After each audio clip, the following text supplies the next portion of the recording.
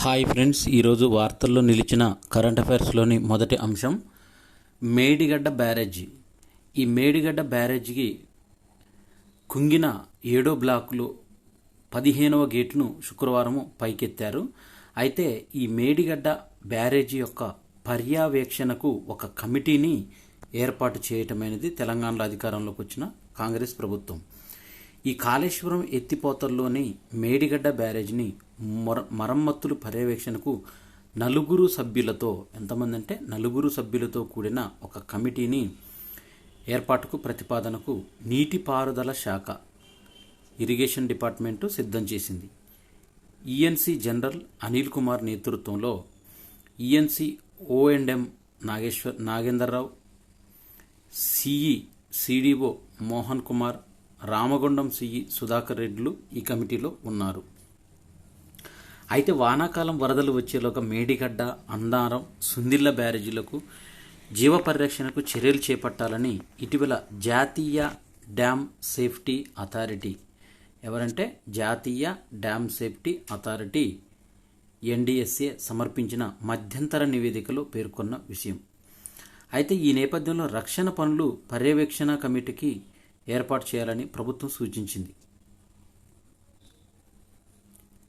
Polling శాతాలపైన అధికారిక సమాచారాన్ని 48 గంటల్లో ఎందుకు ఇవ్వలేరని ఎన్నికల సంఘాన్ని ప్రశ్నించిన సుప్రీంకోర్టు.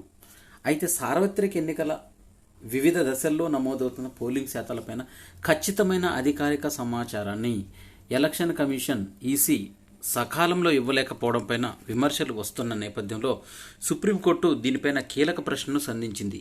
పోలింగ్ పూర్తయ్యాక 48 గంటల్లోగా ఓటింగ్ శాతాలను ఆయా నియోజకవర్గాల వారి ఈసీ వెబ్సైట్లో ఎందుకు ఉంచడం లేదని ప్రధాన న్యాయమూర్తి జస్టిస్ డివై చంద్రచూడ్ నేతృత్వంలోని త్రిసభ్య ధర్మాసనం దీన్ని నిలదీసింది. అయితే ఈ ధర్మాసనంలో justice JB Pardiwala, justice Manoj Misra సభ్యులుగా ఉన్నారు. ప్రజల భవితకు భరోసా కల్పించటమే లక్ష్యంగా ఎన్హెచ్ఆర్సీ జాతీయ మానవ హక్కుల commission chairman justice Arun Kumar Mishra హైదరాబాద్లోని గీతం యూనివర్సిటీ ప్రాంగణంలో Kautilya school of public policy 2వ స్నాతకోత్సవంలో ముఖ్య అతిథిగా పాల్గొన్న సందర్భంగా ఈ వ్యాఖ్యలు చేశారు. అయితే రాజ్యాంగంలో మొదట హక్కులు ప్రస్తావించారు.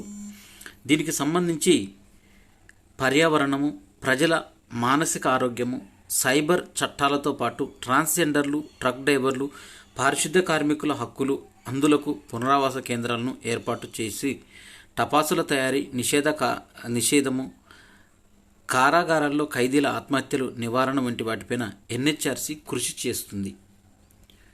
ఉన్నట్టుండి పెరిగిన జలపాతము, బాలుడు మృతి చెందిన ఘటన చెన్నైలో చోటు చేసుకుంది. దీంట్లో కుట్రాలం జలపాతం ఇది వార్తల్లోకి ఎక్కింది. ఈ జలపాతం ఎక్కడుందంటే కుట్రాలం జలపాతం చెన్నై దగ్గర ఉంది. అయితే తమిళనాడులోని తెన్కాసి జిల్లాలో ప్రముఖ పర్యాటక కేంద్రమైన కుట్రాలం జలపాతం ఇది. దీంట్లో పర్యాటకులు వచ్చారు. తిరునల్వేలికి చెందిన అశ్విన్ 17 సంవత్సరాల వ్యక్తి జలపాతం దగ్గర ఉండగా ఆకస్మికంగా వరద పోటెత్తింది. ఆ ఉధృతికి అశ్విన్ కొట్టుకుపోయాడు. స్థానిక అగ్నిమాపక సిబ్బంది గాలింపు చర్యలు చేపట్టాక మృతదేహాన్ని గుర్తించారు. నింగిలోకి 3వసారి వెళ్తుంది సునీత విలియమ్స్. 2 సార్లు అధికారికంగా అంతరిక్షయానం చేసిన ఆమె 7 స్పేస్ వాకులు, దాదాపు 322 రోజులు అంతరిక్షంలో బస చేసి అరుదైన రికార్డును తన పేరిట నమోదు చేసుకుంది. అయితే డిప్లొమా ఇన్స్టిట్యూట్ ఆఫ్ టెక్నాలజీ నుంచి ఇంజనీరింగ్ మేనేజ్మెంట్లో మాస్టర్ డిగ్రీ పూర్తి చేశారు యుఎస్ఏలో నేవల్ అకాడమీలో. అయితే అక్కడ బేసిక్ డ్రైవింగ్ ఆఫీసర్గా కెరీర్ ప్రారంభమైన సునీత విలియమ్స్ నేవల్ ఏవియేటర్గా హెలికాప్టర్ కంబాట్ సపోర్ట్ స్క్వాడ్రన్ 3 నేతృత్వంలో యుద్ధ విమానాలు నడపడంలో శిక్షణ తీసుకుంది. అంతరిక్షంలోకి వెళ్ళిన తర్వాత ఆమె ఐఎన్ఎస్ ఇంటర్నేషనల్ స్పేస్ సెంటర్కి వెళ్ళి రావడమే చుట్టపు చూపుగా కాకుండా అక్కడికి వెళ్ళి వారికి నాసా బోలెడు పనులు అప్పజెప్పింది వీరికి. అయితే ఈ వ్యాసము మనకు నేడు అంతర్జాతీయ ఖగోళ దినోత్సవం సందర్భంగా సునీత విలియమ్స్ ప్రస్తావనని తీసుకొచ్చారు. కొత్తగా 203 పంచాయతీల్లో బడులు ప్రారంభించాలని జూన్ 12న ప్రారంభించేందుకు ప్రభుత్వం కసరత్తు చేస్తుంది. మరో 62 గ్రామాల పంచాయతీల్లో పిల్లలు లేరంటున్న విద్యాశాఖ. అయినప్పటికీ రాష్ట్రంలో 12,769 గ్రామ పంచాయతీల్లో 265 చోట్ల పాఠశాలలే లేవని తేల్చారు. క్షేత్రస్థాయి పరిశీలన సందర్భంగా 62 చోట్ల పాఠశాలలు లేకున్నా అక్కడ బడికి వెళ్లే వయసు ఉన్న పిల్లలు లేరని విద్యాశాఖ వర్గాలు సర్కారుకు నివేదిక ద్వారా సమర్పించాయి. దేశానికి ముప్పుగా భూతాపము, కర్బన ఉద్గారాలు సున్నాకు తగ్గించాలని climate change in the Indian mind నివేదిక 2023 సంవత్సరానికి తయారు చేసింది. దీంట్లో 2070 నాటికి కర్బన ఉద్గారాలను సున్నాకు తేవాలన్న ప్రభుత్వ లక్ష్యాన్ని చేరుకునేందుకు వేగంగా అడుగులు వేయాలని కోరారు. Yale program on climate change communication, CVoter international సంస్థలు సంయుక్తంగా climate change in the Indian mind 2023 నివేదిక అమెరికాలో విడుదల చేశారు. దీంట్లో వాతావరణ మార్పులను ప్రజల దైనందిన జీవితాలు దుర్భరంగా ఉంటున్న సర్వేలు తెలిపారు. ఈ సర్వేలో మానవ తప్పిదాల వల్లనే భూతాపానికి కారణమని 52% మంది భావిస్తుంటే 38% మంది పర్యావరణంలో సహజ మార్పులు ఈ పరిస్థితి కారణమని చెప్పారు. అయితే బొగ్గు ఆధారిత ప్లాంట్లపైన నిషేధం ఉన్న వాటిని మూసివేసి వాటి స్థానంలో సౌర, పవన విద్యుత్ ప్లాంట్లు నెలకొల్పేందుకు 84% మంది సానుకూలత వ్యక్తం చేశారు. అయితే ఈ భూతాపాన్ని తగ్గించేందుకు తీసుకునే చర్యలతో ఆర్థిక వృద్ధి, కొత్త ఉద్యోగాలు వస్తాయని 74% మంది భావిస్తే ఆర్థిక మందగమనంతో పాటు ఉద్యోగాల్లో కోత పడుతుందని 21% మంది వెల్లడించారు. హైదరాబాదులో 200 ఎకరాల్లో ఆర్టిఫిషియల్ ఇంటెలిజెన్స్ సిటీని ఏర్పాటు చేయాలని రాష్ట్ర ఐటీ శాఖ మంత్రి శ్రీధర్ బాబు తెలిపారు.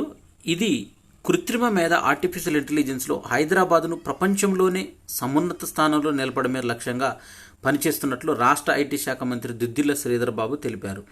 నగరంలో 200 ఎకరాల్లో ఆర్టిఫిషియల్ ఇంటెలిజెన్స్ ఏఐ సిటీని ఏర్పాటు చేస్తామని ప్రకటించారు.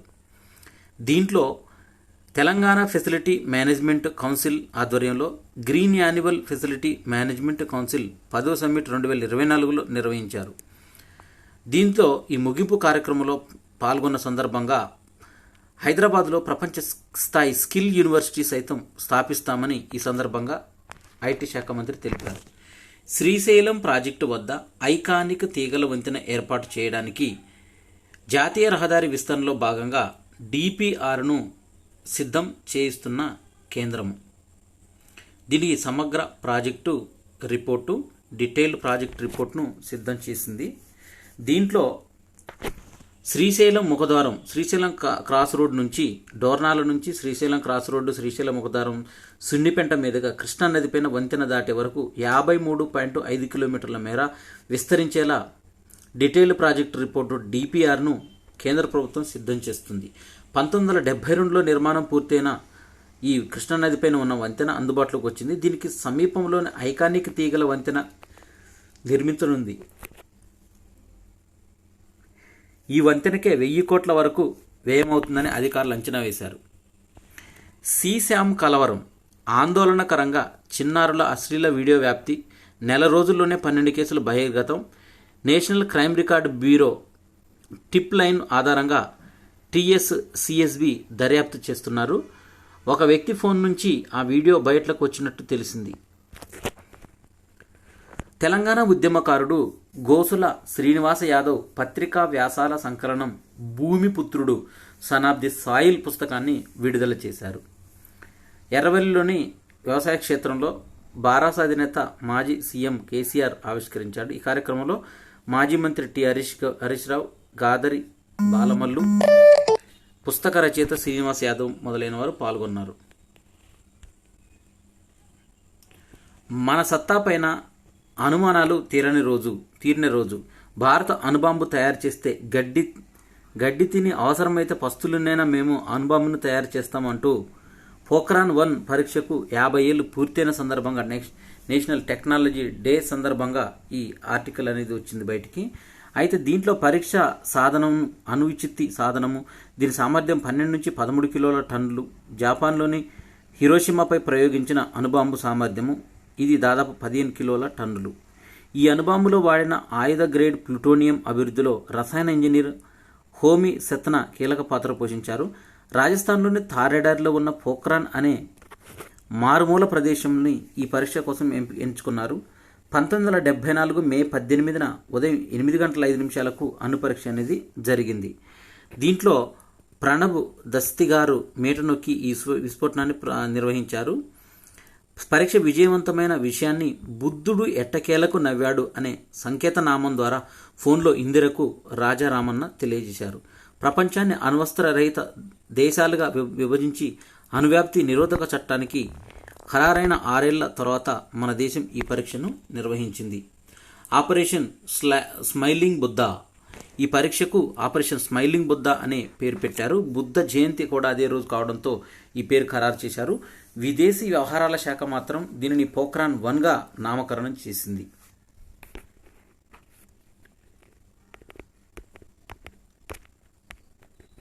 ఉత్తర గాజాలో హోరాహోరీ పోర్ అనేది జరుగుతుంది. 75 రాకెట్లతో హెజ్బోల్లా దాడి చేసింది. 3 ఇజ్రాయెల్ పౌరులు కూడా దీంట్లో మృతి చెందారు. పౌరుల స్వేచ్ఛ అంశంలో ప్రతిరోజు విలువైందే అంటూ సుప్రీంకోర్టు ఒక తీర్పు ద్వారా తెలిపింది. జస్టిస్ సందీప్ మెహతా నేతృత్వంలో సుప్రీంకోర్టు ధర్మాసనం ఈ వ్యాఖ్యలు చేసింది. ఢిల్లీ హైకోర్టులో 40 సార్లు విచారణ చేపట్టిందని దీనిపైన ఇప్పుడు అంశం జూలై 8కు వాయిదా వేస్తున్నట్టు ఈ తరపు వాదనలు వినిపించిన సీనియర్ న్యాయవాది కపిల్ సిబాల్ రాజ్యాంగ ధర్మాసనం తీర్పే గీటురాయి అంటూ తక్కువ సభ్యులున్న ధర్మాసనాలకు అది శిరోధార్యం అంటూ సుప్రీంకోర్టు స్పష్టీకరించింది. 2022 ఏప్రిల్ 7న సుప్రీంకోర్టు ద్విసభ్య ధర్మాసనం ఇచ్చిన తీర్పును ఉపసంహరిస్తూ justice BR Gavai, justice Sandeep Mehta ధర్మాసనము ఈ విషయాన్ని వెల్లడించింది. 1966లో రాజ్యాంగ ధర్మాసనం ఇచ్చిన భగత్ రామ్ తీర్పుకు అనుగుణంగా పంజాబ్, హర్యానా కోర్టు పూర్తిస్థాయి ధర్మాసనం హర్యానా గ్రామీణ ఉమ్మడి భూముల నియంత్రణ చట్టం 1961లోని ఉపవిభాగం సెక్షన్ 6లోని సెక్షన్ 2G చట్టబద్ధతను పరిశీలించి తీర్పు వెలువరించింది. ఆగ్నేసియాలో రక్తపోటు బాధితులు 29.4 కోట్ల మంది ఉన్నట్టు ప్రపంచ ఆరోగ్య సంస్థ WHO వరల్డ్ హెల్త్ ఆర్గనైజేషన్ తెలిపింది. అయితే ఈ ఆగ్నేసియాలో 29.4 కోట్లకు పైగా ప్రజలు రక్తపోటుతో బాధపడుతున్నట్టు కూడా తెలిపింది. ప్రపంచ రక్తపోటు దినం సందర్భంగా మాట్లాడుతూ రక్తపోటు నియంత్రించడానికి పటిష్ట చర్యలు చేపట్టాల అవసరం ఉందని, ఉప్పు వినియోగము, పొగాకు, ఆల్కహాల్ తీసుకోవడం, శారీరక శ్రమ లేకపోవడం, ఒత్తిడి, వాయు కాలుష్యం వంటివి అధిక రక్తపోటు పెరగడానికి కారణాలంటూ తెలిపారు. అయితే దీనికి సంబంధించి ఈ రక్తపోటు సమస్యను మొదటి దశలోనే గుర్తిస్తే ముప్పు తగ్గించవచ్చని చెప్పారు. అయితే ఈ ప్రపంచ రక్తపోటు దినోత్సవం సందర్భంగా మనకి మే 18న ప్రపంచ రక్తపోటు దినోత్సవం జరుపుకుంటారు. దీనికి సంబంధించి మీ రక్తపోటును ఖచ్చితత్వంతో తెలుసుకోండి, దానిని నియంత్రించి ఎక్కువ కాలం జీవించండి అనే థీము 2024కు ఏర్పాటు చేశారు. 2024 ప్రపంచ రక్తపోటు దినోత్సవం థీమ్ ఏంటిదంటే మీ రక్తపోటును ఖచ్చితత్వంతో తెలుసుకోండి, దానిని నియంత్రించి ఎక్కువ కాలం జీవించండి అనే థీమ్తో ఈ WHO సూచించింది. 2050 నాటికి పెరగనున్న ఆయుర్దాయం లాన్సెట్ అధ్యయనంలో వెల్లడైంది. 2022 నుంచి 2050 మధ్య ఆయుర్దాయం పురుషుల్లో 5 సంవత్సరాలు, మహిళల్లో 4 ఏళ్లు పెరుగుతుందని లాన్సెట్ జర్నల్లో ప్రచురించిన ఒక అధ్యయనం. దత్తతలో ఆడపిల్లలకే అగ్రతాంబూలం ఉంటుందంటూ 4 ఏళ్లలో రాష్ట్రం నుంచి 798 మంది దత్తతకు వెళ్లారు. విదేశీ దంపతులకు దత్తతతో తెలంగాణ సెకండ్ ప్లేస్లో ఉంది. తెలంగాణ నుంచే ఎందుకు ఎక్కువ ఈ దత్తత అనేది జరుగుతుందంటే దేశవ్యాప్తంగా చూస్తే తెలంగాణ నుంచి దత్తతల సంఖ్య ఎక్కువగా ఉంటుంది. గడిచిన 2 ఏళ్లలో దేశీయ దత్తతల్లో తెలంగాణ రాష్ట్రం 7వ స్థానం ఉంటే తొలి 2 స్థానాల్లో మహారాష్ట్ర, ఉత్తరప్రదేశ్ రాష్ట్రాలు ఉన్నాయి. అయితే విదేశీ దత్తతలో 2 ఏళ్లుగా తెలంగాణ సెకండ్ ప్లేస్లో ఉంది. వివిధ రాష్ట్రాలు, విదేశాలకు వెళ్లిన దంపతులు దత్తత తీసుకున్న చిన్నారుల యోగక్షేమాలను శిశు సంక్షేమ శాఖ అధికారులు ఎప్పటికప్పుడు తెలుసుకుంటున్నారు. ఇకపై తప్పనిసరిగా తెలంగాణ షార్ట్కట్ కోడ్ TG అని రాయాలని రాష్ట్ర ప్రభుత్వం CS శాంతికుమారి ఉత్తర్వులు జారీ చేశారు. అన్ని ప్రభుత్వ పత్రాలు, లెటర్ హెడ్స్, నోటిఫికేషన్లలో TG అని రాయాలని స్పష్టం చేశారు. ప్రభుత్వ కార్యాలయాలు, వెబ్సైట్లు, ఆన్లైన్ వేదికలపైన అధికారికంగా జారీ చేసిన సమాచారంలో టీజీ అని ఉండాలని సూచించారు. ఇది ఈ ఉత్తర్వు అమలుపైన ఈ నెల 31లోగా నివేదిక పంపించాలని ఆదేశించింది. Regional passport officer J Snehaja ప్రాంతీయ పాస్పోర్ట్ అధికారి ధ్రువపత్రాల అటెస్టేషన్లో గుర్తింపు లేని ఏజెన్సీల మోసాలకు మోసపోవద్దని, బ్రాంచ్ సెక్రటేరియట్ పరిధిలోనే సులభతర ప్రక్రియ ఏర్పాటు చేశామని ధ్రువపత్రాల బాధ్యత 5 ఏజెన్సీలకు అప్పగించిన విదేశాంగ శాఖ. వావ్య భారతంలో వడగాల్పులు అత్యధికంగా నజఫ్గఢ్లో 47.4 డిగ్రీల ఉష్ణోగ్రత అనేది నమోదైంది. జపాన్లోని టోక్యోలో అమెరికాకు చెందిన లిఫ్ట్ ఎయిర్ క్రాఫ్ట్ కంపెనీ తయారు చేసిన సింగిల్ సీటర్ విమానం పనితీరును పరిశీలిస్తున్న సంస్థ ప్రతినిధి. సింగిల్ సీటర్ విమానాన్ని ఎవరు తయారు చేశారంటే జపాన్లోని టోక్యోలో అమెరికాకు చెందిన లిఫ్ట్ ఎయిర్ క్రాఫ్ట్ కంపెనీ తయారు చేసింది. పెరుగుతున్న జీవక్రియ వ్యాధులు, మధుమేహం, అధిక రక్తపోటు, నడుం చుట్టూ కొవ్వు పెరగడం వంటి జీవక్రియ సంబంధ వ్యాధులు పెరుగుతున్నాయని లాన్సెట్ వైద్య విజ్ఞాన పత్రిక ప్రచురితమైన పరిశోధన వ్యాసం. మరింత సంపన్నులైన రిషి అక్షత దంపతులు మొత్తం సంపద విలువ 6,873 కోట్లు. సండే టైమ్స్ సంపన్నుల జాబితాలో 245 స్థానానికి చేరిన రిషి సునాక్, అక్షత దంపతులు. అధ్యక్ష పదవికి భారతీయ అమెరికన్ పోటీ రో ఖన్నా పేరుపైన సానుకూల స్పందనలు వచ్చాయి. ఇతను రో ఖన్నా 47 సంవత్సరాలు ముందు అమెరికా అధ్యక్ష పదవికి పోటీ చేసే అవకాశం ఉందని ఆయన సహచరులు భావిస్తున్నారు. ఉత్తర కొరియా బాలిస్టిక్ క్షిపణిని ప్రయోగించింది. ఈ క్షిపణి యొక్క పరిధి చూసినట్టయితే ఇది 300 కిలోమీటర్ల ప్రయాణించి కొరియా ద్వీపకల్పము, జపాన్ మధ్య సముద్ర జలాల్లో పడినట్లు తెలిపారు. అయితే ఈ ఉత్తర కొరియా భారీ స్థాయిలో క్షిపణి పరీక్షలు నిర్వహిస్తుంది. వీటిని స్వయంగా ఆ దేశ అధినేత కిమ్ జోంగ్ ఉన్ పర్యవేక్షిస్తున్నారు. పర్యావరణ హితులకు United Arab Emirates blue residency వీసాలు అనేవి జారీ చేస్తుంది. ఇటీవల జరిగిన కేబినెట్ సమావేశంలో ఈ వీసాల జారీకి ఆమోదం తెలిపినట్టు యుఏఈ ప్రధానమంత్రి షేక్ మహమ్మద్ బిన్ రషీద్ వెల్లడించారు. ఈ బ్లూ రెసిడెన్సీ వీసాలను జారీ చేస్తున్నారు. వీటికి పొందిన వారికి యునైటెడ్ అరబ్ ఎమిరేట్స్లో 10 ఏళ్ల నివాస అనుమతితో పాటు అక్కడి పర్యావరణ ప్రాజెక్టుల్లో భాగస్వాములయ్యే అవకాశాన్ని కూడా కల్పించారు. 2023-24 ఫైనాన్షియల్ ఇయర్లో దివాలా ప్రక్రియల్లో రుణ సంస్థల పరిస్థితి ఇదే అని, వసూళ్లు 27% మాత్రమే వదులుకుంది 73% అని ఇక్రా ఒక నివేదిక ద్వారా తెలిపింది. దీంట్లో 2022-23లో రుణ సంస్థలకు రావాల్సిన బకాయిల్లో సగటు 36% రాగా 2023-24లో 27%కి, 2023-24లో 269 దివాలా పరిష్కార ప్రక్రియలకు జాతీయ కంపెనీ లా ట్రిబ్యునల్ ఆమోదం తెలిపింది. తకెడా ఫార్మా డెంగీ టీకాకు వరల్డ్ హెల్త్ ఆర్గనైజేషన్ గుర్తింపు అనేది లభించింది. హైదరాబాద్లోని బయోలాజికల్ ఈ లిమిటెడ్ యూనిట్లలో ఉత్పత్తి జరుగుతుంది. జపాన్కు చెందిన బహుళజాతి ఫార్మా కంపెనీ తకెడా ఫార్మా అభివృద్ధి చేసిన డెంగీ టీకా TAK-003కి ప్రపంచ ఆరోగ్య సంస్థ వరల్డ్ హెల్త్ ఆర్గనైజేషన్ నుంచి ప్రీ క్వాలిఫికేషన్ గుర్తింపు అనేది లభించింది. భారత football captain Sunil Chhetri 2024 June 6న కువైట్తో జరిగే ప్రపంచ కప్ అర్హత మ్యాచ్ అనంతరం రిటైర్ కానున్నట్లు ప్రకటించాడు. 2005లో అరగ్రేటం చేసిన ఛెత్రి ఇప్పటివరకు 150 మ్యాచ్లు ఆడారు. దేశం తరపున అత్యధిక గోల్స్ కొట్టి ఎక్కువ మ్యాచ్లు ఆడిన ఆటగాడిగా కెరీర్ ముగించనున్నారు.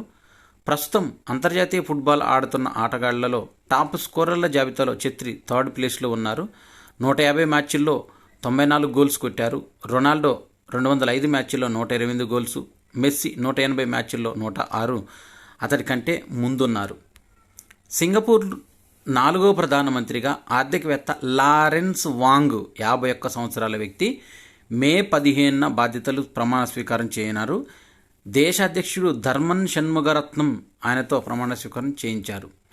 సుప్రీంకోర్టు బార్ అసోసియేషన్ అధ్యక్షుడిగా సీనియర్ న్యాయవాది కపిల్ సిబల్ సీనియర్ న్యాయవాది ఎంపికయ్యారు మే 16న. సిబల్కు 1066 ఓట్లు రాగా ఆయన సమీప ప్రత్యర్థి సీనియర్ న్యాయవాది ప్రదీప్ రాయ్కి 689 ఓట్లు వచ్చాయి. ఎస్సీబీఏ అధ్యక్ష పదవికి సిబల్ ఎన్నిక కావడం ఇది 4సారి. ఐసీసీ టీ20 ర్యాంకింగ్స్లో ఆల్రౌండర్ల జాబితాలో హార్దిక్ పాండ్యా 185 పాయింట్లతో 7వ స్థానంలో ఉన్నాడు. భారత్ నుంచి ఉత్తమ ర్యాంక్ అతడిదే. హసరంగా షకీబ్ అల్ హసన్ 228 పాయింట్లతో సంయుక్తంగా అగ్రస్థానంలో ఉన్నారు. ఐపీఎల్ సీజన్ 17లో భాగంగా పలు మ్యాచ్లు అనేవి జరుగుతున్నాయి. దీంట్లో పాయింట్ల పట్టికలో 19 పాయింట్లతో కోల్కతా అగ్రస్థానంలో ఉంది. రాజస్థాన్ 16 పాయింట్లు, హైదరాబాద్ 15 పాయింట్లు, చెన్నై, ఢిల్లీ, లక్నో అనేది 14 పాయింట్లు, బెంగళూరు, గుజరాత్ 12 పాయింట్స్తో, పంజాబు 10 పాయింట్స్, ముంబై 8 పాయింట్స్తో ఈ పాయింట్ల పట్టికలో ఉన్నారు. Arjuna Ronaldo number 1. ఫోర్బ్స్ అత్యధికంగా ఆర్జిస్తున్న క్రీడల జాబితాలో Portugal footballer star Cristiano Ronaldo అగ్రస్థానంలో నిలిచాడు. అయితే దీనికి సంబంధించి 21,000 కోట్లతో అతడు నెంబర్ 1 ర్యాంకు సాధించారు.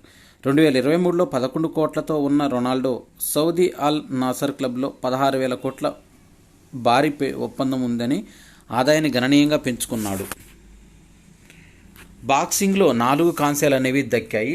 ఎల్డోరా కప్ అనే పేరుతో బాక్సింగ్లో పోటీలు జరుగుతున్నాయి. కజకిస్తాన్లోని ఆస్తానాలో శుక్రవారం సెమీఫైనల్లో యాయిఫాబా సింగ్ సోయిబం 48 కిలోలు 3-4 తేడాతో అస్కత్ కజకిస్తాన్ చేతిలో ఓడిపోగా, 67 కేజీల విభాగంలో అభిషేక్ యాదవ్ 3-4 తేడాతో ముర్సుల్ నుర్బెక్ కజకిస్తాన్ చేతిలో పరాజయం పాలైంది.